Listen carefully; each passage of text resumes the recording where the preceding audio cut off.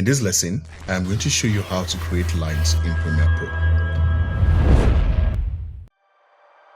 So right here on my timeline, I have a clip. I'm going to head over to Effects and search for Right On.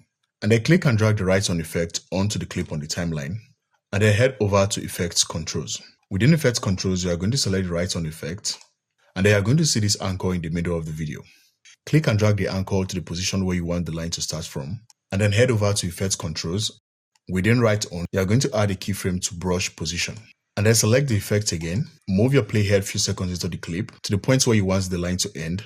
And then in the preview, move the anchor to the position where you want the line to end. And then down here within Effects, you can modify the color of the line. For example, let's say red. And then click on OK. Within brush size, you can increase and decrease the size of the line. You have the brush hardness and then brush opacity. And these other options right here you can play with. I'm going to hit on the enter button on my keyboard to render it out. Now when the rendering is done and I play this back, there I have my line. You can change the line type by modifying the brush spacing values. You can make it dotted lines if you want. You can also make it a curve by selecting the Right On effect and then move these nodes around to create your desired curve. If this video helped you, please give it a like and subscribe to the channel. Thank you.